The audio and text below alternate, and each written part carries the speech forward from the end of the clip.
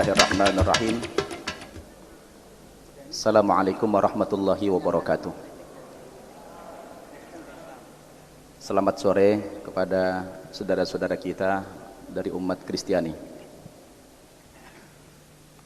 Alhamdulillahilladzi hadana lihadza wa ma kunna linahtadiya laula an hadana Allah.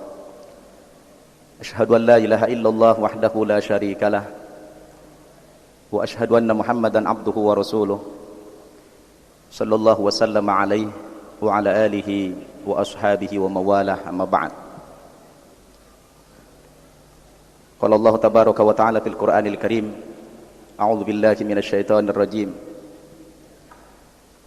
Qul ya ahlal kitabi ta'alu ila kalimatin sawa'in bainana wa bainakum alla na'budu illallaha wa la nusyrika bihi syai'a wa la yattakhidha ba'duna ba'dan arbaban min dunillah fa in tawallaw faqulu ashhadu bi anna muslimun. Shadaqallahul azim. Yang saya hormati semua pengurus Arimatea yang telah sukses menyelenggarakan dialog pada sore hari ini, saudara-saudaraku dari umat Kristiani, saya sangat kagum kepada beliau-beliau ini berani hadir di tengah-tengah komunitas muslim. Bapak Ibu tahu enggak kenapa beliau-beliau ini berani hadir di tengah-tengah umat Islam? Alasannya tidak lain karena beliau-beliau ini kan mantan Muslim. Sedikit banyak beliau-beliau tahu jikalau agama Islam itu adalah rahmatan lil alamin.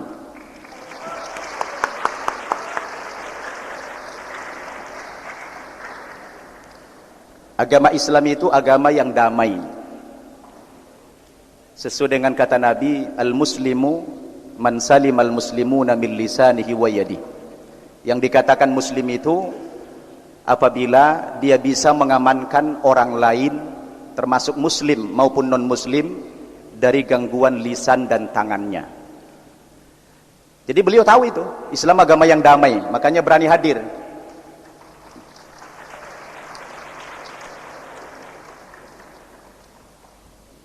Dan di kalangan kita ini kan tidak ada teroris ini, betul enggak? Jadi Bapak Ibu, kalau orang non-muslim masuk ke kampung, ke rumah orang Islam, pasti aman, pasti damai. Betul tidak? Mereka tidak akan pernah ada teror, karena Islam itu anti terorisme. Baik Bapak Ibu, biasanya kalau terakhir kan lebih banyak jatahnya. Iya Pak ya? Lebih banyak biasanya. Karena saya ini sudah jadi penceramah, jadi kalau ceramah itu minimal 3 jam biasanya. Perkenalkan, nama saya Syamsul Arifin Nababan. Mendengar namanya saja pasti bukan orang Jawa kan begitu, orang Batak, Nababan. Kalau di kampung saya di tanah Batak sana, Nababan itu marga yang paling spektakuler. Saya katakan spektakuler karena bisa dibolak-balik. Dibaca dari depan Nababan, dari belakang juga Nababan.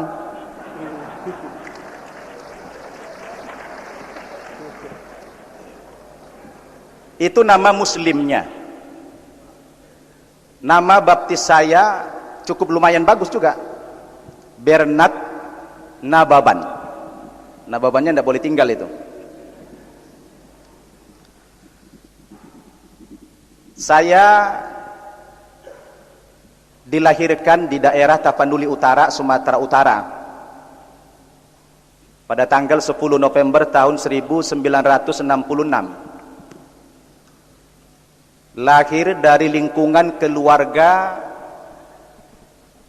yang sangat taat beragama Kristen Protestan dari gereja HKBP.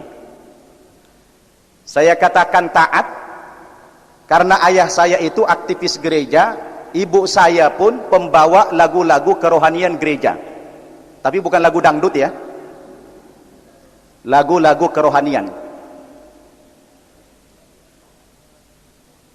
Saya dibesarkan di lingkungan yang sangat disiplin beragama Kristen.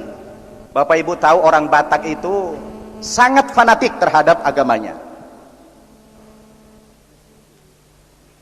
Kami ada 7 orang bersaudara, saya anak yang ketiga. Dan saya akhirnya menjadi muslim. Kemudian adik saya 2 orang saya Islamkan sekitar 3 tahun yang lalu.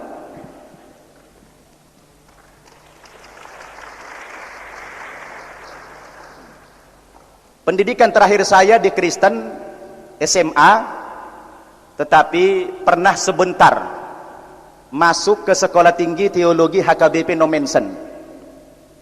Sayang karena ayah saya itu meninggal dunia tahun 86, sehingga kejiwaan saya waktu itu terganggu karena saya sangat disayang oleh ayah. Karena di antara anak-anak, beliau itu saya yang paling dekat kepada orang tua dan sangat menjiwai agama Kristen itu. Setelah saya masuk Islam, saya langsung masuk ke pesantren cabang Gontor di Jawa Timur sana, di Jember. Kebetulan begitu masuk Islam bisa baca Al-Quran dalam waktu 1 minggu. Alhamdulillah.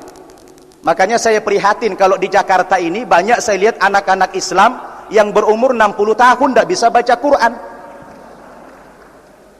Anak-anak umur 60 tahun Pak tidak bisa baca Quran. Di Jakarta banyak. Tapi kalau yang hadir ini tidak ada itu. Tidak ada yang ngaku.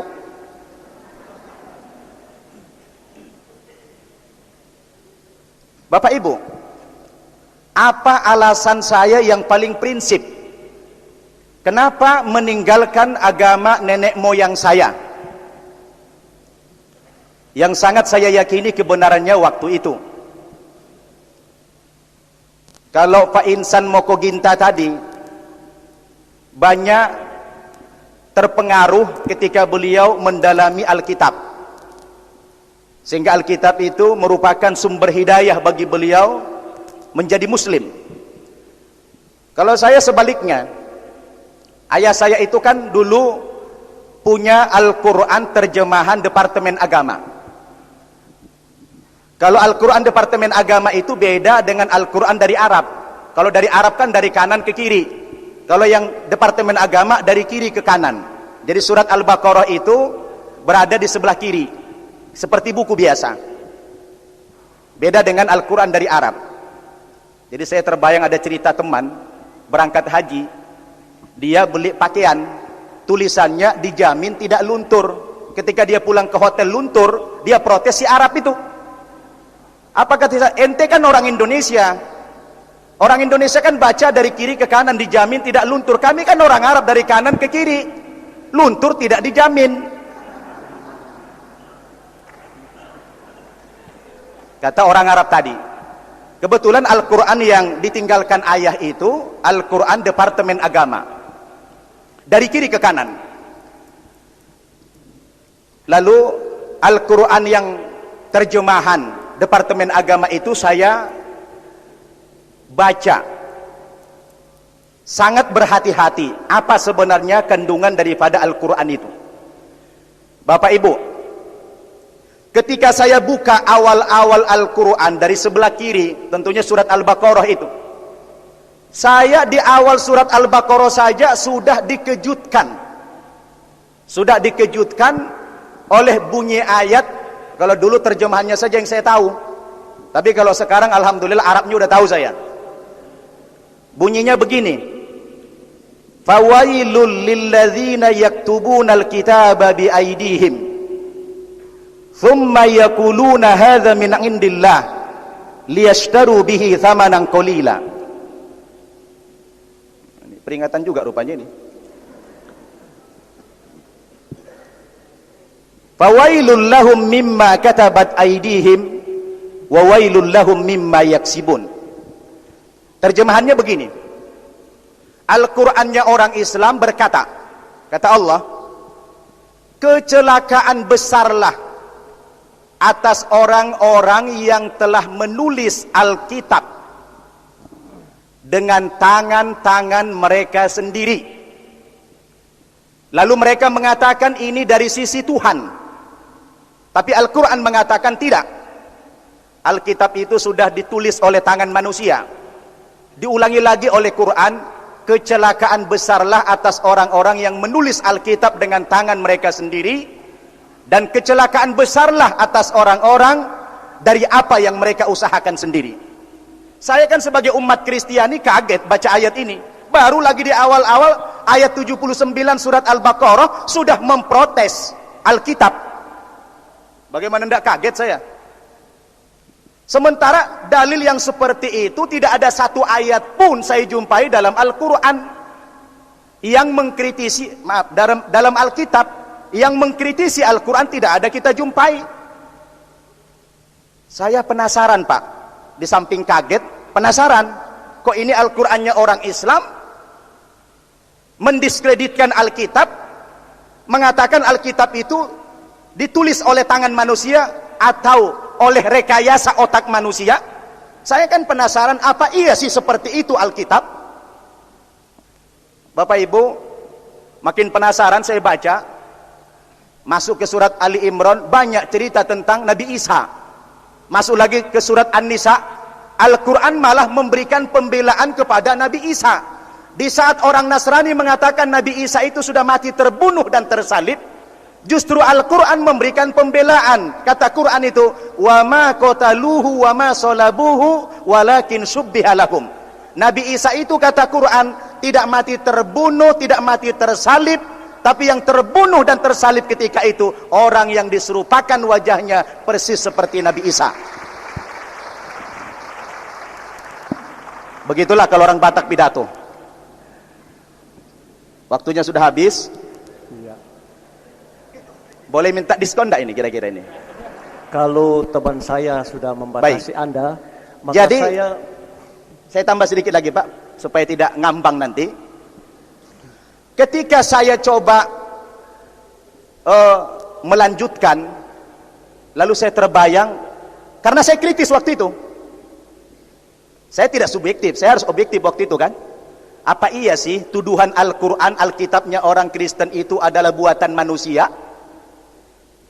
Begitu saya Pak penasaran, 2 tahun saya membuka Alkitab ini sampai habis ini saya baca ini. Ternyata setelah saya cerna dengan akal saya, betul juga. Ternyata pernyataan Quran itu bukan fitnah, malah fakta. Salah satu contoh, hari ini ingin saya buktikan terhadap pernyataan Quran tadi, supaya tidak fitnah begitu. Ada dimasukkan syair-syair di dalam Alkitab yang bahagian daripada kitab suci. Misalnya saya bacakan yang paling indah saja, berbicara tentang kenikmatan cinta. Betapa cantik, betapa jelita engkau, hai tercinta di antara segala yang disenangi. Sosok tubuhmu seumpama pohon korma, dan buah dadamu gugusannya. Kataku, aku ingin memanjat pohon korma itu, dan memegang gugusan-gugusannya. Kiranya buah dadamu seperti gugusan anggur, dan napas hidungmu seperti buah apel. Kata-katamu manis bagaikan anggur.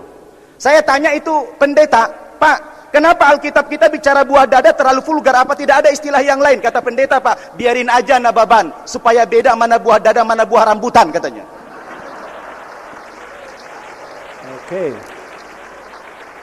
Ini susah ini kalau jadi memotong terakhir, penceramah. karena ini sudah merupakan bukti, akhirnya saya pun ikhlas saya meninggalkan agama Kristen. Panjang sebenarnya, tapi karena sudah di-cut ini, saya minta tadi 30 menit. Akhirnya saya mengikrarkan 2 kalimat syahadat tanpa sedikit pun ragu terhadap agama Islam itu. Pak, tidak ada secuil pun. Akhirnya alhamdulillah, saya pun sekarang menjadi muslim yang baik insya Allah, dan saya telah mengislamkan 200 orang lebih. wah, lu. Demikian Bapak Ibu, terima kasih. Ya. Sangat singkat waktunya. Wabillahi taufiq wal hidayah. Wassalamualaikum warahmatullahi wabarakatuh. Baik, acara berikut barangkali sesuai dengan permintaan panitia, kita mau mendengar sanggahan atau komentar atau penjelasan barangkali dari pihak Kristen. Dialog seperti ini adalah sangat berguna. Bagaimanapun juga kita sedang mencari kebenaran yang hakiki. Dan saya percaya, karena semesta alam ini diciptakan oleh satu pribadi. Dan dia akan bermuara juga kepada satu pribadi. Tetapi oleh karena kita itu masih hidup di dalam dunia ini, dan kita di tengah-tengah yang berbagai macam suku bangsa, etnis, agama, kepercayaan, dan terutama di Indonesia yang pluralisme, saya menilainya ini suatu anugerah Tuhan, bukan untuk dipertentangkan, tapi bagaimana kita untuk bisa mengakurkan di dalam hati. Karena waktu juga yang terbatas, saya beberapa hal akan memberikan satu komentar tentang Isa adalah rasul untuk orang Israel. Pertama-tama bahwa ketika Abraham atau Ibrahim dipilih, itu bahwa ada ketika manusia sudah jatuh di dalam dosa, kita semua tahu, baik di dalam Islam maupun Kristen, ketika ada peristiwa atau kasus buah kuldi. Jadi manusia berdosa, lalu Tuhan itu mengadakan suatu bagaimana merestorasi manusia yang sudah jatuh dalam dosa, lalu dipilihnya Abraham atau Ibrahim. Dan dari keturunan Ibrahim ini kemudian memilih satu bangsa. Dan dari satu bangsa ini kemudian memilih semua bangsa. Jadi kalau dikatakan Isa adalah rasul untuk orang Israel, benar. Pada awalnya pelayanan Isa, yaitu memilih satu bangsa yang di dalam Keluaran pasal 19 ayat yang ke-5 dan 6 itu ditujukan sebagai kepada bangsa Israel sendiri. Dan itulah masa pelayanan Isa Al-Masih. Tetapi sejenak sebelum Yesus naik ke surga setelah mengalami dalam iman kami kematian dan kebangkitan serta kenaikannya, di dalam Injil Matius pasal 28 ayat 19-20 itu adalah diperintahkan, pergilah. Saya bacakan tolong. Karena itu jadikanlah semua bangsa muridku dan baptislah mereka dalam nama Bapa dan Anak dan Roh Kudus, dan ajarlah mereka melakukan segala sesuatu yang telah kuperintahkan kepadamu, dan ketahuilah aku menyertai kamu senantiasa sampai kepada akhir zaman. Kemudian visi pelayanan hanya untuk orang Israel itu memang ditulis dalam Keluaran pasal 19 ayat yang ke-5 dan ke-6 yang berbunyi sebagai berikut.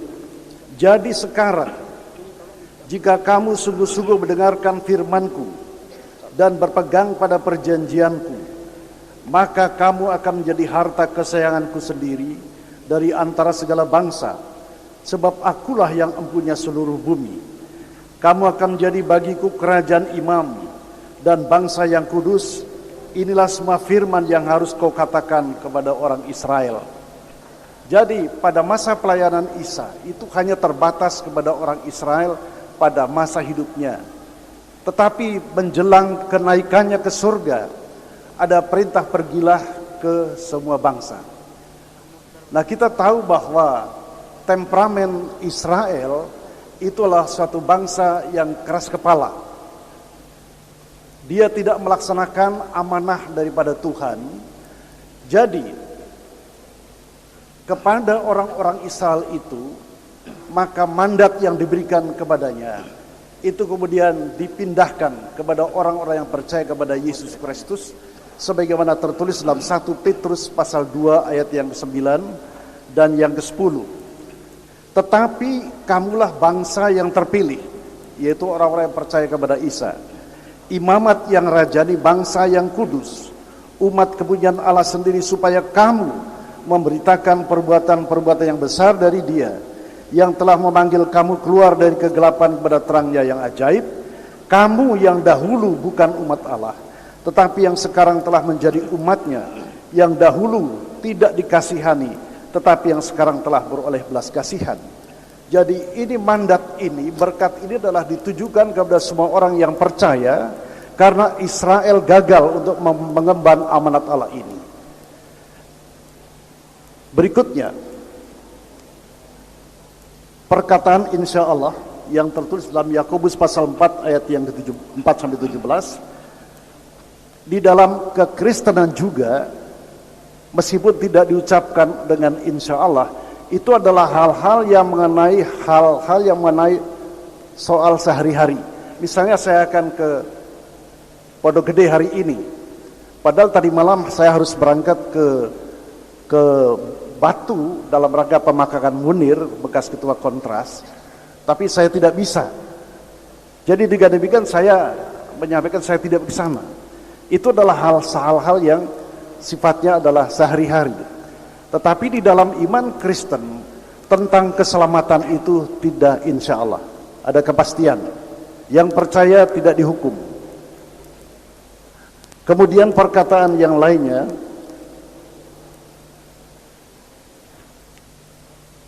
yang berikutnya ialah tentang pornografi dalam Alkitab, sebagaimana digambarkan tentang konteks Daud dengan Batseba. Jadi semua hal-hal yang mengandung soal dosa memang banyak tertulis di dalam Alkitab. Maksudnya untuk menunjukkan meskipun dosamu merah seperti kermisi, meskipun seperti apa saja dosa yang dialami oleh manusia itu, ada anugerah keselamatan, sola gratia, apabila percaya kepada Yesus Kristus. Jadi bukan berarti untuk mengajarkan orang berbuat dosa atau berpornografi, tetapi inilah gambaran-gambaran yang ada dosa yang ada di dalam umat manusia. Sama seperti Raja Salomo, itu juga yang penuh hikmah itu pada akhirnya juga menyembah berhala. Tetapi apabila dia datang kepada Kristus menurut Alkitab, dia diselamatkan. Berikutnya ialah bahwa Islam adalah rahmatan lil alamin. 100% saya mengaminkan. Amin ya. Amin. Jadi saya boleh mengatakan haleluya. Dalam pandangan kami ada hal-hal yang perlu kita cermati, bahwa saya tahu bahwa Islam itu adalah berserah, pasrah. Pasrah kepada siapa? Pasrah berserah kepada Allah. Saya aminkan itu.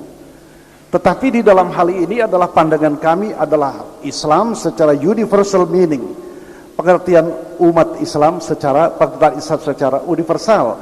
Sebab kami juga orang-orang yang berserah kepada Allah. Setiap pagi petang, mau berangkat ke sini kami berserah, mau tidur berserah. Itulah secara universal. Tetapi ada hal-hal yang sifatnya institusional, yaitu institusi atau lembaga atau agama. Nah, disinilah kita yang membedakannya. Namun demikian, perbedaan ini adalah perbedaan yang tidak perlu diperhadapkan, tapi kita sedang mencari satu keselarasan, satu kesimpulan yang sama. Jadi berikutnya yang dari Pak Samsul, celakalah besar orang-orang yang menulis Alkitab dengan tangan mereka sendiri. Dalam pemahaman Kristen, Alkitab itu adalah written by the inspirations of the Holy Spirit. Ditulis di dalam ilham roh. Apa buktinya bahwa Alkitab Perjanjian Lama dan Perjanjian Baru itu ditulis di dalam ilham roh? Di dalam Perjanjian Lama dari Kejadian sampai Maleakhi itu adalah pengharapan kedatangan Sang Mesias. Tetapi orang-orang Israel itu tidak tahu bahwa Mesias sudah datang. Dalam pemahaman kami telah Yesus Kristus. Di dalam Perjanjian Baru orang-orang Kristen mengharapkan menantikan datangnya Yesus yang kedua kali. Jadi ada satu garis merah kesinambungan antara Perjanjian Lama dan Perjanjian Baru, dan itu tidak bertentangan. Inilah tentang celakalah. Jadi pemahaman kami Alkitab adalah ditulis di dalam ilham roh. Ya. Oke, saya kira terima kasih. Ya, terima kasih. Saya memberikan beberapa ayat. Mungkin kalau tadi dikatakan kalau dari kiri itu saudara-saudara nggak setuju, karena saya yakin semuanya pandai ya berbahasa Arab. Saya akan memberikan penjelasan tentang kematian Isa atau Yesus. Di sini disebutkan dalam Al-Qur'an 19 ayat Maryam ayat 33 ya.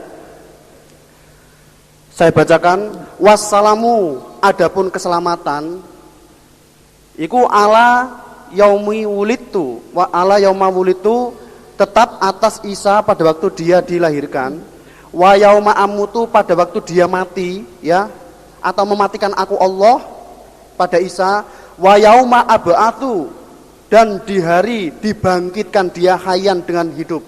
Jadi Isa itu selamat pada waktu dia itu dilahirkan, mati dan dibangkitkan, ya, akan ya.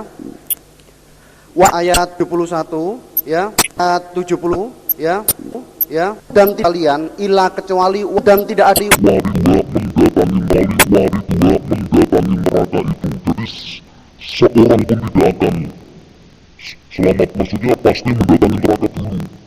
Ya, saya tidak mau masuk neraka. Ya, saya tidak mau masuk neraka karena neraka itu panas sekali. Ya, karena ada apa, maksudnya masuk neraka pasti itu ada ala rabbika, keputusan dari Tuhan kamu sekalian. Ya, nah, segala sesuatu yang dijelaskan tadi bahwa masuk neraka itu hatman sudah jadi kepastian, maka diam dan dihukumi. Jadi masuk neraka itu sudah kepastian, ya, dari Tuhanmu, ya, dari Tuhanmu. Terus saya bacakan pernyataan Nabi Muhammad SAW dalam hadis Tirmidzi, ya, hadasana Qutaibah, hadasana Al-Laits ibnu Sa'id ibnu Shihab an Sa'id ibnu Musayyab an Abi Hurairah. Abi Hurairah itu seorang pendeta, anna Rasulullah SAW, Allah berkata, siapa Nabi, waladhi demi dat nafsi diriku, biadi dengan tangannya dat, maksudnya Allah, la yushikana, niscaya dekat sungguh, ayang zila turun fikum di dalam kamu sekalian. Siapa? Ibnu Maryam, anak laki-laki Maryam, yaitu Isa, hakaman, akan menjadi juru hukum, ya, menghukumi semua, muqsiton yang maha adil. Fayaksiru, dan memecah belah atau mecahi siapa Isa as-soliba pada berhala, wayakatulu, dan membunuh siapa Isa al-khinjiri pada setan atau celeng. Dalam di sini dulu saya mangkulnya dalam ustaz saya itu seperti itu. Wayadau, dan membebaskan siapa Isa al-jizyah pada pajak, wayakidu, dan berlebih apa al-malu, harta sehingga layakadalahu, tidak ada yang mau menerimahu pada harta ahadan seorang pun. Jadi nanti yang menjadi juru hukum menghakimi semuanya, ya, itu adalah Isa. Dalam ya, Quran 3 ayat 13, 4-13, wa mayyuti'illah wa rasulahu yudkhilul jannah. Barang siapa yang taat Allah. Nah, realisasinya itu seperti apa taat kepada Allah itu? Kita harus cari dan menggali, ya, menggali. Dan taat Rasul, siapa saja yang sudah bagi Tuhan itu dianggap Rasul, yang valid, yang sah, ya, maka orang itu akan dimasukkan ke dalam surga, ya. Seterusnya, wa mayyasilahu wa rasulahu wa yata'addahu bidahi dilunaron. Barang siapa yang tidak percaya dengan firman Allah dan Rasulnya, maka orang itu wajib masuk neraka, ya. Saya menghimbau,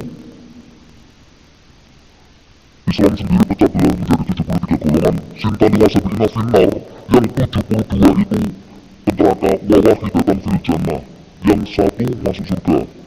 Yang satu itu siapa? La islama illa bil jamaah, wala jamaah illa bil amarat, itu dan seterusnya, ya.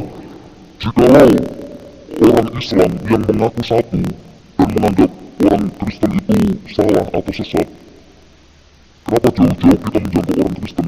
Yang 72 itu tanggung jawab kita, itu. Kenapa kita tidak merangkul menuju ke yang 72 itu? Kenapa kita jauh-jauh, ya? Hendaknya kita introspeksi, saya termasuk yang 72 apa yang satu? Ya, mungkin itu saja, terima kasih. Saudara-saudara, saya sangat antusias sekali dengan pertemuan ini. Saya tidak menganggap bahwa pertemuan ini merupakan forum debat, tetapi lebih suka dengan kata dialog. Karena kalau debat itu berarti mempertahankan pendapat, ya, itu bisa saling menggugat nanti. Tetapi kalau dialog, kita